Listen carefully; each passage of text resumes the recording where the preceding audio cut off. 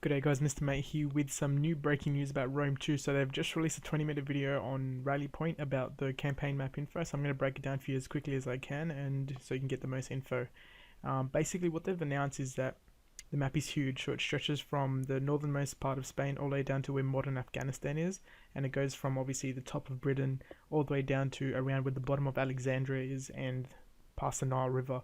So that's where it cuts off. So it's a huge place.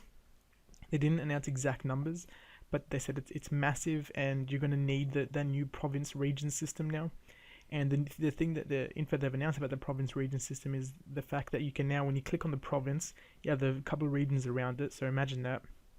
There should be a quick screenshot up on the screen showing about the map a bit, but they're all kind of blurry because they're just giving little hints towards it. But anyway, so you click it and you can fund things such as fund festivities or fund, I don't know, like, or festivities probably come under like a gladiatorial fight or something like that. So you do these festivals, and I'm assuming they in Roman places you do festivals to Mars or to Jupiter, the gods and stuff.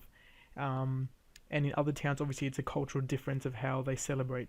Now, another thing I'm hoping for is that you can do things such as like bring in slavery. Now, I'm not a supporter of slavery, but slavery was a huge thing that helped towns like economically explode.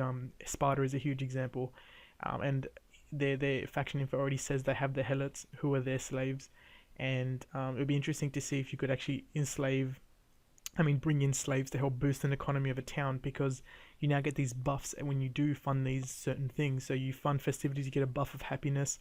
In turn, that will probably bring in more harvest, or if you do, you may have to store food for an upcoming siege that you know is happening. So that's something that's really awesome.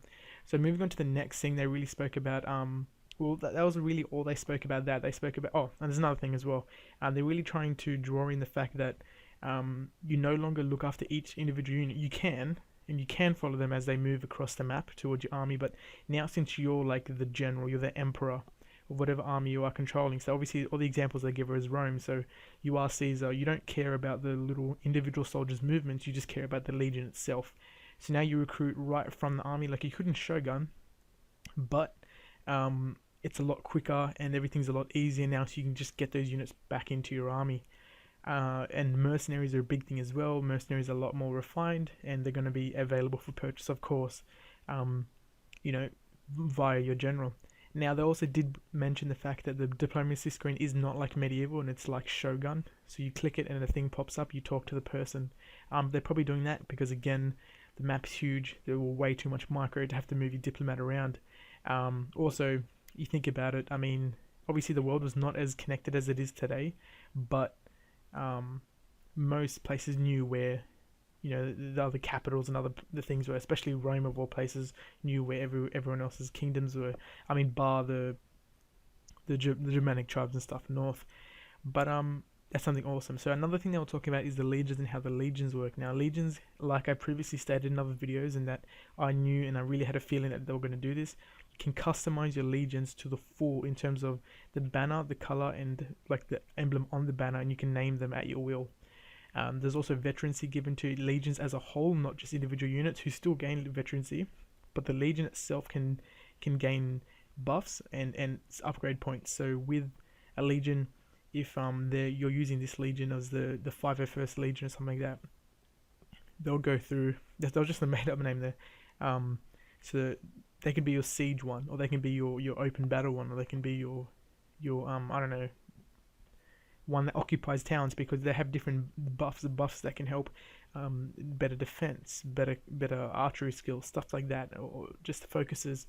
So I'm assuming there's buffs that you can use to conquer towns, and that will help keep the people down and prevent them from rebelling and stuff. A much harder group to deal with, and that's basically what they were trying to entail, was that the fact that there's this doctrine now you can put through your legions, you can put through your towns, and to make everything flow smoothly. And the last bit of info they announced was that when you lose an entire legion, they still have their eagle, they still have their flag. So when you lose the legion, you can actually raise that legion back, not zombies, not from the dead, but you can re-recruit units back under that legion's flag, which means they've retained the doctrine, but they don't have the veterancy. So units are still freshmen, but they do have the doctrine. So if they had the doctrine of defense, they still have it. But that's if you can reclaim that thing and reclaim the banner of that Lost Legion. So that's basically the wrap up for the info that's been released about the campaign map. There are like 3 screenshots that I can just grab, so hopefully that can tide you over until the game announced.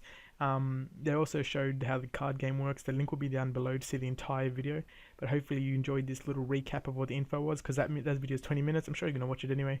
This will help you get through it a lot quicker.